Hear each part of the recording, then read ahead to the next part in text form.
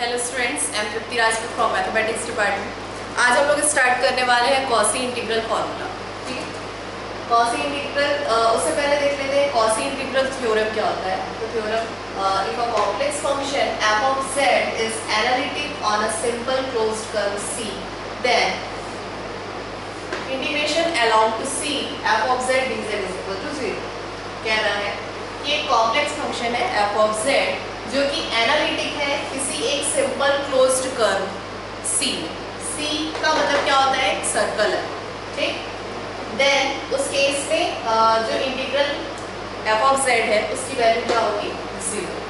ठीक है, इसका पूरा प्रूफ होता है, एक्चुअल में तो पूरा प्रूफ है, लेकिन आपके सिलेबस में आपको लिख के दिया होगा कि विदाउट प्रूफ। ठीक है, आपको ये टॉपिक तो पढ़ना है लेकिन विदाउट प्रूफ मतलब प्रूफ पढ़ने की जरूरत नहीं आपको सिर्फ इससे रिलेटेड एग्जाम्पल्स ही देखना है। ठीक, अब इसी में एक चीज और, ये तो थ्योरम हो गया कॉसी इंटीग्रल का। फॉर्मूला क्या है? तो if f of z be an analytic function in a closed curve C and if a is any point within C, then अब यहाँ कह रहा है कि जो फंक्शन है वो एनालिटिक फंक्शन तो है क्लोज्ड कर्व में, लेकिन जो यदि उसमें क्या है, एक पॉइंट A है सर्कल के साथ, विद इन सी का सर्कल के अंदर एक पॉइंट A है, then function of A is equal to value क्या हो जाएगी? एक फॉर्मूला दिया उसने 1/2 pi I is equal to f of z upon z minus 8 dz। ठीक, इसी फंक्शन को, इसी फॉर्मूले को आप इस फॉर्म में लिख सकते हो। ठीक, क्या किया है आपने? 2 pi I को हमने ट्रांसफर कर दिया है, तो इंटीग्रल की जो वैल्यू होगी क्या बन जाएगी? 2 pi I f of a बन जाएगी। अब इसमें एक चीज और बता आपको नोट करना है, जो वो है ये जो फॉर्मूला है उसको यदि आप डिफरेंशिएट करते हैं, differentiate with respect to a, then the formula is, ये फॉर्मूला क्या बन जाएगा आपका? Integral C f of z minus 8 dz is equal to 2 pi I f dash। और ऐसे ही जब हम लोग इसका एनी टाइम डिफरेंशिएशन करते हैं तो ये इस तरीके से बन जाता है f of z upon z minus 8 to the power n plus 1 dz है, तो ये बन जाएगा 2 pi I upon n factorial f n। ये चीज़ आप नोट करके रख लीजिए, ये आपकी आगे क्वेश्चंस जब हम करेंगे तो ये काम आने वाला है। ठीक, इसके अलावा भी कुछ चीज़ें हैं जो आपको नोट करनी है, तो वो है ये तो फर्स्ट जो आपको नोट करना है। सेकंड है, जब आपको रेडियस क्या दिया हो, मॉड z की वैल्यू दी होगी r, यहाँ पर जो भी वैल्यू 1 हो 2 हो 3 हो एंड सो ऑन, तो इसका सेंटर क्या होगा? 0 0। जब आपको रेडियस क्या दिया है r, तो सेंटर क्या होगा? 0 0, और रेडियस क्या होगा इसका? r। अब आपको यदि मॉड z की वैल्यू दी हुई है, यहाँ पर ये पॉइंट दिया है mod z minus 8 is equal to r दिया हुआ है, तो इसका सेंटर हो जाएगा a0, रेडियस इसका r ही रहेगा। फोर्थ है, जब आपको इस तरीके का पॉइंट दिया हो z minus D R is equal to r, then centre होगा उसका 0 भी, रेडियस r ही होगा, और एक लास्ट पॉइंट आपको z का पॉइंट इस तरीके से दिया हो a plus I B is equal to r, then centre होंगे ए बी एंड रेडियस होगा। ये चीज़ें आपको नोट करके रखनी है, ये चीज़ें आपकी काम आने वाली है क्वेश्चंस करना। अब हम लोग देखते हैं इससे रिलेटेड, इस टॉपिक से रिलेटेड क्वेश्चंस, एग्जांपल्स देखेंगे।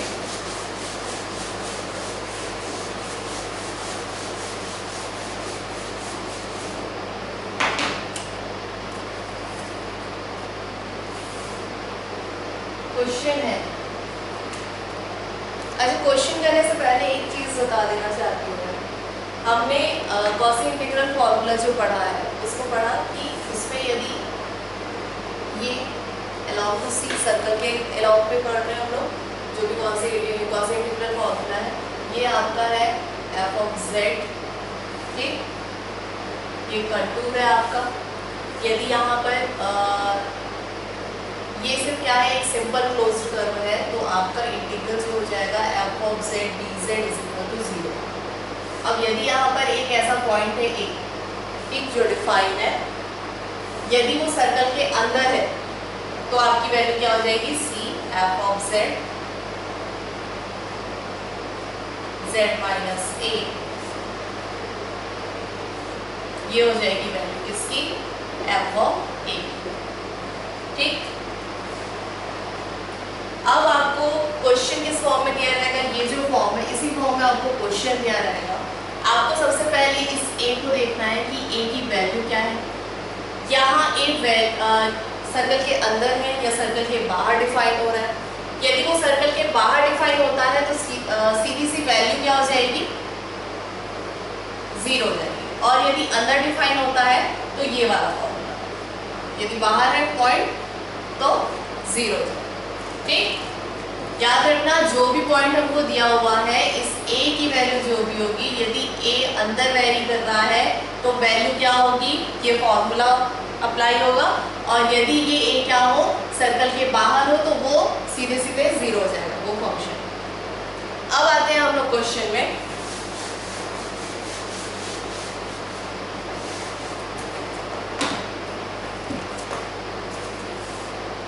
z³ minus 6 3z minus I dz where mod z is equal to 1, ठीक। अब यहाँ mod z is equal to 1, ये केसेस याद होगा आपको, ठीक। यहाँ r की वैल्यू कितनी दी हुई है, r is equal to 1 दिया हुआ। अब यहाँ देखना है आपको z माइनस ए की जगह पे क्या दिया हुआ है, ए पॉइंट देखना है। तो सबसे पहले तो इसको हमको z माइनस ए में चेंज करना पड़ेगा। तो कैसे करेंगे, यहाँ से आप 1/3 कॉमन निकाल लीजिए, ये क्या हो जाएगा z³ माइनस 6, यहाँ से 3 कॉमन निकल गया तो ये z बचा, यहाँ क्या आएगा i/3 बचा, ठीक। तो a की वैल्यू क्या है आपकी, i/3। और जब अब ये इमेजिनरी है, मैंने मॉड ए निकालना है, तो मॉड ए क्या होगा 1/3 आएगा। इसका मतलब है जो रेडियस है हमारा सर्कल का वो कितना है 1/3, सॉरी रेडियस कितना है अपना 1, और अपने को यहाँ पर हमको क्वेश्चन में कितना दिया है 1/3। तो समझ लो सर्कल यदि 1 का है रेडियस तो 1/3 कहाँ पर आएगा, यहाँ पर कहीं पर आएगा, ठीक। 0 के बाद 1/2 ले लो, 1/3 ले लो, 1/4 ले लो, यहाँ से ये रेडियस कितना है, यहाँ तक की वैल्यू कितनी है इसकी 1, ठीक है। मतलब ये अंदर आ रहा है, ये पॉइंट कहाँ आ रहा है, सर्कल के अंदर आ रहा है। अंदर आ रहा है तो हम कॉसी इंटीग्रल फॉर्मूला लगाएंगे, ठीक। कॉसी इंटीग्रल फॉर्मूला लगेगा तो फॉर्मूला क्या, यहाँ एफ ऑफ जेड देख लो पहले, जबकि एफ ऑफ जेड कितना है यहाँ पर z³ माइनस 6 है। अब हम लोग कॉसी इंटीग्रल फॉर्मूला लगा रहे हैं, तो बाय कॉसी इंटीग्रल फॉर्मूला, क्या था कॉसी इंटीग्रल फॉर्मूला, इसकी वैल्यू किसके बराबर होगी 2πi f ऑफ a के बराबर होगी, ठीक।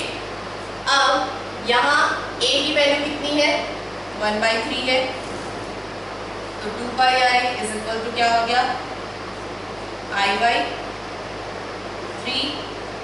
यहाँ मैंने वैल्यू रखी f ऑफ a की वैल्यू कितनी है z³ माइनस 6, तो z³ माइनस 6 में हम लोग a की वैल्यू रखेंगे z की जगह पे, तो ये हो गया i³/3³ कितना होगा 27 माइनस 6, तो कितना आया ये i³/27 माइनस 6 आया। i³ की वैल्यू क्या होती है, i² की वैल्यू हो जाती है -1, ठीक। तो यहाँ कितना आ जाएगा -i, और माइनस हम कॉमन निकाल लेंगे तो ये बन जाएगा i/27 माइनस +6, ठीक। ये हुआ आंसर आपका। एक और एग्जाम्पल देखते हैं।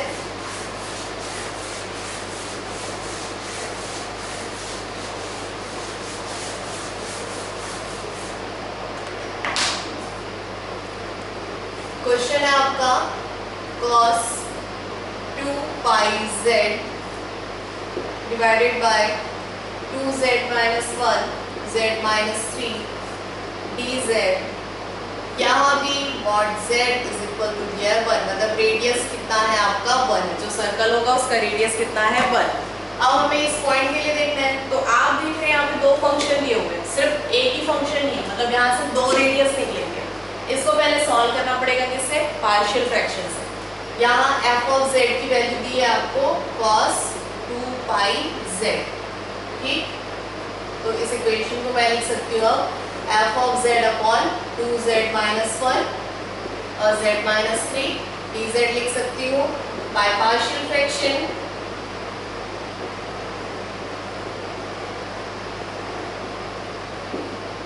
यहाँ जो 1 upon 2z minus 1 and z minus 3 है, उसको मैं क्या लिखूंगी, a upon 2z minus 1 plus b upon z minus 3 लिखूंगी। एलसीएम लेके जब इसको सॉल्व करेंगे तो जो डिनोमिनेटर में है वो कैंसिल हो जाएंगे, तो अपना फंक्शन क्या आ जाएगा, a z minus 3 plus b 2z minus 1।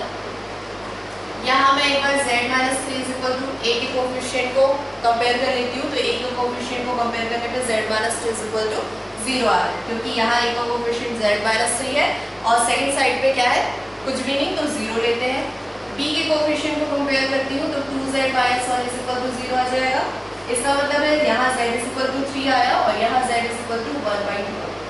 1/1 मैं इस वैल्यू को इस इक्वेशन पे रखती हूँ।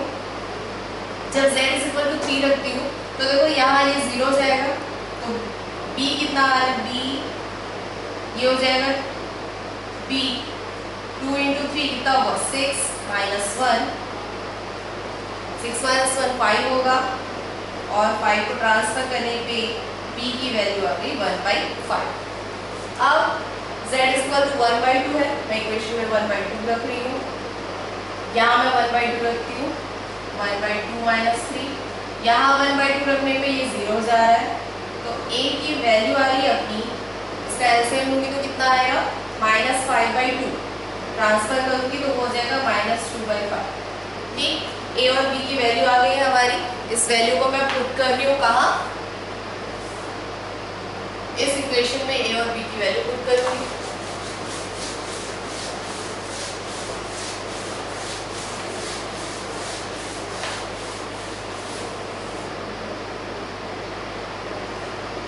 f of z 2z minus 1 z minus 3 किसके इक्वल लिख सकते हैं इसको, हम लिख सकते हैं इसको, f of z तो कॉमन है, ठीक।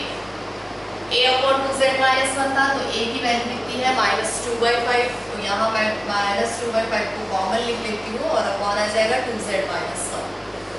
फिर प्लस b की वैल्यू हमारी 1/5, तो यहाँ dz 1/5, फिर f of z dz upon आ जाएगा z minus 3, ठीक।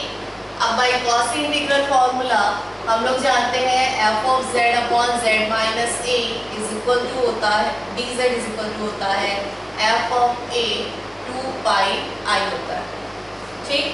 तो यहाँ से पहले यहाँ a की वैल्यू कितनी है, a इज इक्वल टू निकलेगा यहाँ से 1/2 और यहाँ a इज इक्वल टू निकलेगा 3।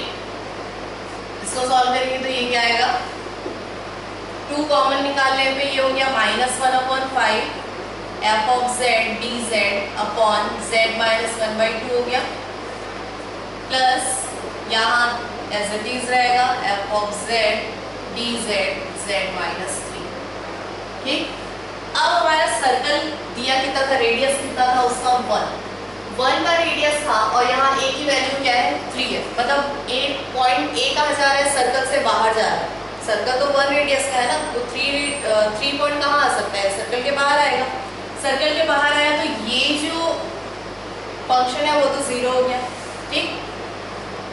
सर्कल के बाहर है तो वो 0 होता है बाय कॉस ही थोड़ा।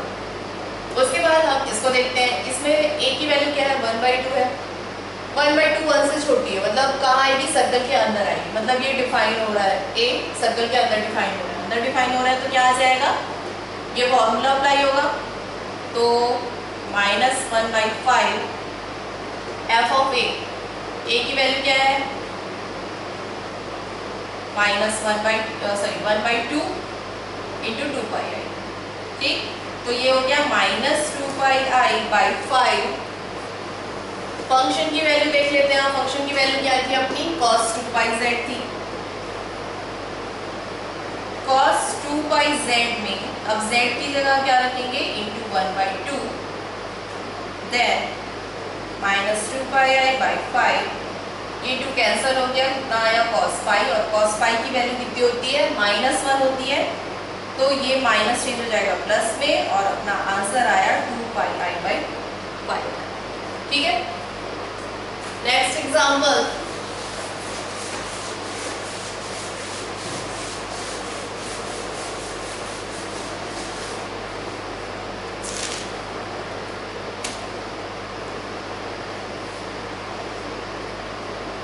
Integral z² + 8 upon 0.5z - 1.5 dz when x² + y² = 16। अब यहाँ क्या है, आपको mod z की वैल्यू नहीं दी हुई है, तो आप कैसे फाइंड करोगे। आपको पता है कि जब यहाँ पर सर्कल का इक्वेशन होता है तो उसके लिए रेडियस तो आप जान रहे हो, -g -f, तो यहाँ -g -f तो है नहीं, तो 0 0 हो गया सेंटर इसका। रेडियस निकालोगे तो रेडियस इसका निकलेगा a² होता है ये a, तो a 16 का जब रूट करेंगे तो ये किसका स्क्वायर, 4 का स्क्वायर है, इसका मतलब रेडियस कितना हो गया इसका 4। मतलब अपना जो सर्कल बन रहा है उसका रेडियस कितना है 4। ठीक, और a जो पॉइंट होगा वो क्या आना चाहिए, सर्कल के अंदर आना चाहिए। तो यहाँ क्या करेंगे, सबसे पहले तो यहाँ 0.5 है, तो 0.5 को हम कॉमन ले लेते हैं। 1/0.5 कॉमन ले लिए, z² + 8 अपॉन ये आ जाएगा z - 1.5 अपॉन 0.5 dz। ठीक, फिर 1/0.5 कॉमन है, जब आप इसको डिवाइड करोगे तो ये आएगा z² + 8 और ये आएगा z - 3 dz। ठीक, a की वैल्यू आपको दिख रही कितनी, 3, सर्कल के अंदर आएगा क्योंकि रेडियस 4 का है तो।